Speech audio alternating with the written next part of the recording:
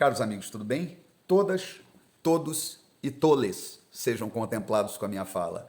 Meu nome é Renato Serra e essa é a Reciclagem Democrática. Pois é, o ano começou movimentado, né? A gente já vê aí a capacidade, né, de destruição da esquerda, né? Vamos ver o que ela consegue construir em cima dos escombros daquilo que ela destrói. Mas foi uma semana movimentada, o ano promete, esse governo será muito bom para a oposição. E por isso, vamos deixar de conversa e vamos direto aos principais assuntos da semana.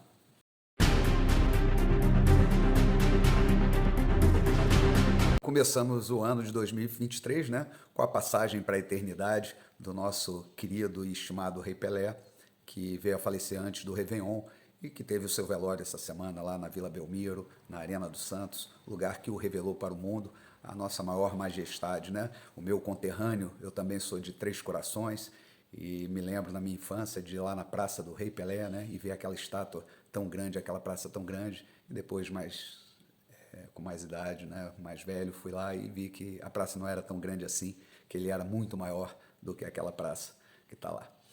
Bom, mas vamos ao que interessa, né, da política da semana, que é muito interessante a gente ver a capacidade que o PT tem de promover a destruição, né, e a discórdia. E a própria posse dos ministros, toda essa movimentação política dessa semana provou isso muito claramente. A começar, né, pela própria posse do Lula, presidente, agora é o único adjetivo que eu posso usar, que foi marcada ali por muita sujeira, muita confusão, pela cor vermelha, né? Nunca se viu um lugar, né, uma desorganização tamanha, né, uma falta de cuidado com a população que estava ali para prestigiar o evento, né? Faltou água, faltou banheiro, faltou todo tipo de coisa, mas sobrou muita segurança, muito conforto para o empossado presidente. A cerimônia da subida da rampa foi uma coisa também meio ridícula, né? A gente vê ali várias nuances, né, do que vem por aí, né? À frente vinha um cão que mostra o que nós vamos ver daqui para frente, né? Talvez seja ele a picanha, né, que foi oferecida à população nessa eleição. Bem, sai a caneta Bic, entra a Montblanc Writer de quase R$ 7.000, mas nada que surpreenda o governo popular, o governo do representante do povo, que já apareceu com um relógio Piaget de R$ 80.000, ou que toma Romanée Conti, que é um vinho cuja garrafa aí custa na casa dos R$ 8.000 a R$ 12.000, né? Sendo que as edições especiais, a que ele gosta, custam bem mais que isso. Bom, esse é o governo que se descortina. Eu poderia falar de muitas coisas que eu vi essa semana, mas ia alongar muito o vídeo. Eu vou me ater a uma que eu acho especialmente interessante, porque muita gente me cobra, né, que pelo menos o PT ela tem uma atenção muito grande pela educação. Então é muito interessante ver que o relatório do governo de transição, né, que aconteceu lá, Carreta Furacão, lá no Centro Cultural Banco do Brasil, em Brasília, né, produziu um relatório bastante profundo da questão da educação, né, do governo Bolsonaro, né, fazendo uma análise de toda a educação, e produziu apenas 2 páginas. O que prova que eles foram fundo na questão, né? Mas a primeira medida foi acabar com a Secretaria Nacional de Alfabetização. Afinal de contas, ela vinha dando resultados mensuráveis, resultados cientificamente provados, né? Pela primeira vez na história se unificou e se criou um método, né, nacional de alfabetização. Mas isso não interessa à esquerda. A esquerda quer analfabetos funcionais, pessoas que possam ficar grunhindo suas palavras de ordem, né? Afinal de contas, é para isso que serve a militância. Então, não interessa uma alfabetização completa. Outra coisa que aconteceu foi a questão dentro da educação ainda, questão inclusiva, né? Afinal de contas, também havia uma secretaria, primeira vez que foi feita, para tratar da educação dos surdos, que é uma educação especial, que foi criada, inclusive, pela primeira-dama, ela também foi extinta. Afinal de contas, ela não precisava existir, embora, inclusive, o secretário fosse um surdo. Então, a educação do surdo, para quê? O que a gente tem que fazer de inclusão é botar todos, né? Para que haja a tal da inclusão. Enfim, a gente vai vendo uma questão lamentável. O governo, nessa bateção de cabeças, inclusive, que começa aí, ele também reflete no mercado financeiro, na Bolsa. A Bolsa perdeu 4 vezes em valor de mercado, chega a cerca de 600 bilhões desde que o Lula assumiu, que corresponde assim a 4 vezes a PEC do estouro, né? Simplesmente falam aí, mas foi o capital especulativo que saiu da Bolsa? Não, era o capital produtivo que acabou saindo da Bolsa de Valores, exatamente porque não vê um ambiente muito propício para esse tipo de investimento. Então vai haver uma fuga de capitais sim do país, já estamos vendo no primeiro momento essa fuga e com a consequente aumento do dólar, né? E não ajuda o que é feito aí, as medidas, as falas inclusive do ministro da Economia não corroboram muito para isso. Tanto é que está tanta bateção de cabeça que o Lula convocou para a semana que vem uma reunião com os ministros para ver se consegue unificar o discurso. Afinal de contas, o que a gente está vendo é exatamente o que o PT quer, um Estado grande, não um Estado forte necessariamente, mas um Estado grande, né, que possa abrigar todas aquelas pessoas antagônicas, né, que na verdade são pessoas que estão lá buscando sua fatia de poder desesperadamente, né, toda aquela, vamos dizer, os candidatos, né, da esquerda que perderam a eleição têm que ter uma boquinha ali em Brasília, né, vão ser acomodados dentro da máquina federal, que é uma grande mãe, né, uma grande vaca de muitas tetas. E o que a gente vai ver é exatamente isso, né? E agora o mais curioso também que aconteceu essa semana é que a tal ministra do Turismo, a Daniela do Vaguinho, né? Daniela Carneiro, não sei se ela tem alguma coisa a ver com o Nelson Carneiro, quer dizer, eu não sei qual é porque a política aqui no Brasil é assim, ela é passada de pai para filho muitas vezes, né? É tipo assim um título de nobreza, né?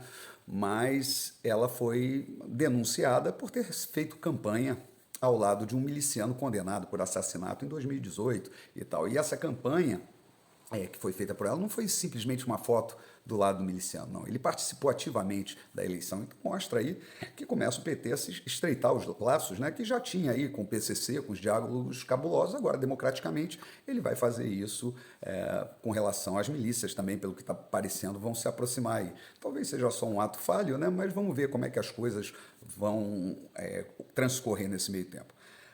Tem que também agradecer, né, aos patriotas, né, que ficaram aí bravamente até o último dia, mas cabe também uma crítica. As pessoas têm que começar a se despir do chapéu de alumínio.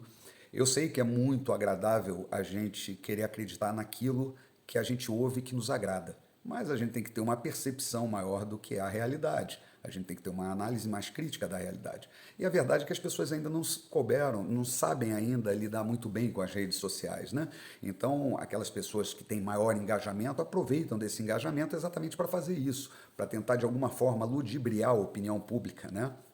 E o que a gente vê é que muitas pessoas embarcaram nisso. Eu sempre fui um defensor do artigo 142 por uma interferência institucional, na minha opinião, para a prisão de Alexandre de Moraes, que excedeu a todos os limites, né, que possíveis e imaginários do abuso de autoridade, mas jamais para que as Forças Armadas, de alguma forma, tomassem a administração do país. E o que a gente viu é que muitos desses patriotas fizeram esse tipo de campanha, o que não cabe numa democracia. Uma democracia não é uma disputa de forças armadas, uma democracia é uma disputa de forças desarmadas, e a gente vai ter que aprender a lidar com isso. A esquerda, ao contrário da direita, parece ser muito mais inteligente nesse processo. Inclusive, ela criou já todo um arcabouço semântico para nos massacrar, né? Então vem lá a desinformação, atos antidemocráticos, ataque às instituições democráticas, fake news, fascismo, enfim. Eles já criaram todo tipo de discurso, né, para exatamente levar a criminalizar a oposição. E se nós não formos inteligentes, nós não vamos conseguir vencer isso.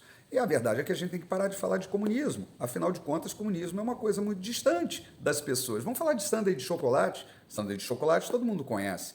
Ora, gente, para que falar de comunismo? A gente tem que falar do totalitarismo, do pensamento totalitário, da censura, do sufocamento da opinião diversa, da perseguição à ideia contrária, vamos dizer assim, do calar, né, que a esquerda promove, né, calar a dissidência, porque é isso que se trata. Os ismos da história, eles têm tudo isso em comum, né? Nós podemos dizer, o comunismo morreu, né, ou, como a esquerda gosta de falar, mas todas as ideias que o respaldam continuam vivas e elas têm que ser denunciadas, que exatamente são, na verdade, elas que são as antidemocráticas. E o que está se armando aí, as pessoas não estão entendendo ainda muito bem, é que está se armando todo um arcabouço estatal. E aí vem a criação de uma Secretaria Nacional de Defesa da Democracia, que é uma coisa completamente diversa, os Ministérios da Verdade, Ministérios do Amor, que vão aparecendo, essa visão distópica, né, de dar ao governo um poder de Estado para decidir o que é verdade, o que é mentira, o que é desinformação, o que não é. Todo esse arcabouço que vai se formando aí, ele é exatamente para massacrar a oposição, a direita que começa a surgir. E a esquerda não está acostumada a lidar com a oposição aqui no Brasil. Ela nunca teve. Então ela vai ter uma oposição organizada. Então ela vai ter que, de alguma forma, ela vai ter que categorizar essa oposição de não de oposição, mas de fascistas, de antidemocráticos, né, de terraplanistas. Ela vai ter que botar algum tipo de rótulo para poder justificar a repressão que eles querem instalar. Então não vamos permitir que esse rótulo exista. Vamos combater o bom combate. Não ia ser fácil, não vai ser fácil, não vai ser uma solução mágica, como muitos acreditariam que seria, mas vai vir, sim, do nosso combate, da nossa resiliência e na nossa forma de inteligente, né, de abordar a questão. Então, gente, convido a vocês, agradeço muito aos patriotas, aos amigos que estavam aí nessa luta por um país melhor, que não abandonem essa luta, né? Que simplesmente mudem a forma de lutar. Vamos lutar na força desarmada e vamos lutar com muito afinco, com muito amor a esse país, com muito patriotismo, com muita fé em Deus, porque é esse o caminho que nós temos que trilhar, tá bom? Olha, um feliz 2023 para todos vocês, um grande abraço e até a próxima.